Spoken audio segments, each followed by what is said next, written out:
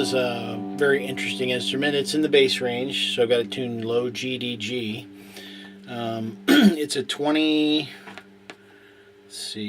27 and a quarter inch scale, and it has a 30-second phosphor bronze wound, a 22 thousandths phosphor bronze wound for the second string, and then it's got a 16 gauge for the treble string, and that might be a little light. We may want to go up to an 18, so it's not so washed out.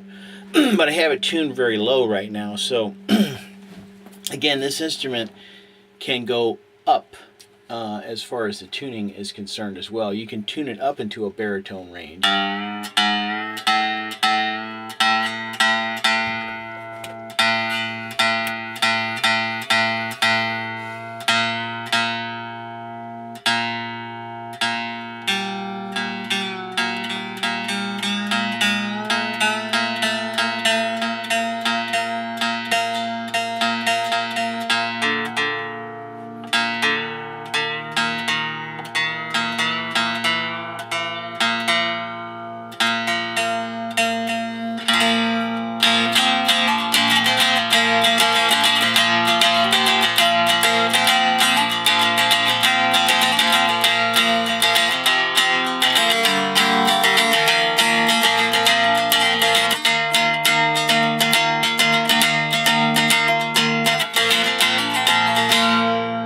So,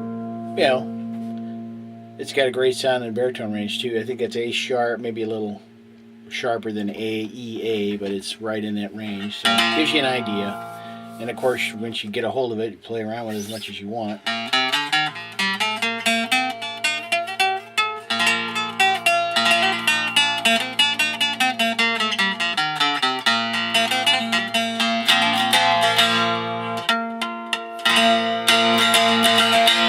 Again, it worked out pretty good because you got a relatively light gauge string. It's a 32 thousandths, which is kind of a D string on a guitar, and you're able to play really in a bass range with it. So it turned out good from that perspective. So let's hear it unplugged here.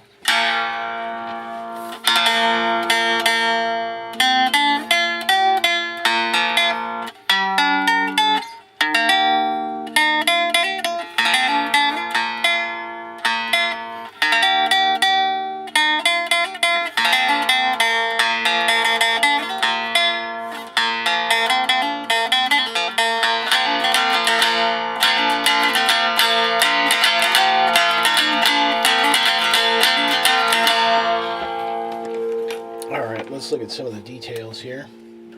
Again, this instrument's going to be in the same show as the other instrument. Details to follow. It's a pretty wide body instrument. It's a bigger body, and it's like 3 1/4 inches thick. Spruce top. It's got a double marble paper rosette, very old, 100-year-old plus paper. Again, it's got a high quality spruce bridge. Brass tailpiece. Sides are poplar. A little banged up there, but it seems like I always have some issue that I struggle with. But it's a poplar side that's been stained. It's hard to get poplar to come out well. It has a very kind of a greenish hue, so I dyed it and then stained it, and it came out pretty decent. Obviously, there's always some cosmetic flaws in everything I make. There's a nice mahogany back. The neck is mahogany and a cherry heel cap. So you see the stack there. That's mahogany, the mahogany, and then the cherry cap there. So it's a pretty substantial heel. It's been worked down.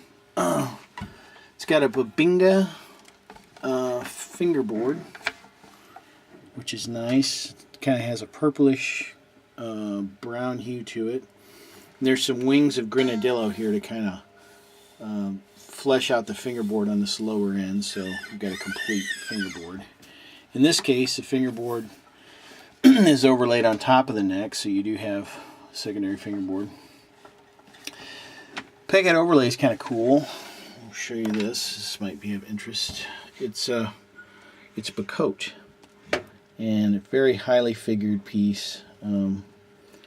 Had one highly figured piece like that. Thought, well, I'll put it on this.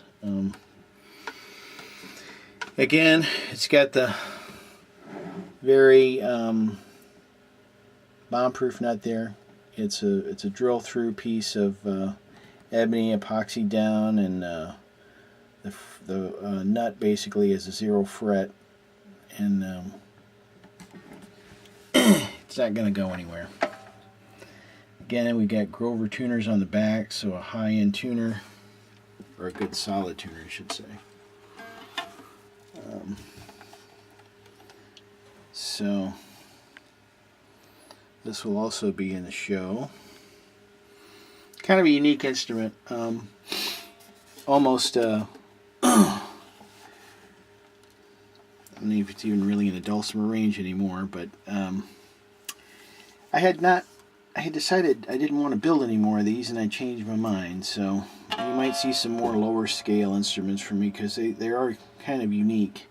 You know, to try to get some kind of a bass range in a very small instrument, I think is pretty cool, with a very relatively light string. So that's an interesting little challenge there. But again, spruce top, 27¼ inch scale. So the frets are a bit far, but not unreasonably so. And thanks for watching.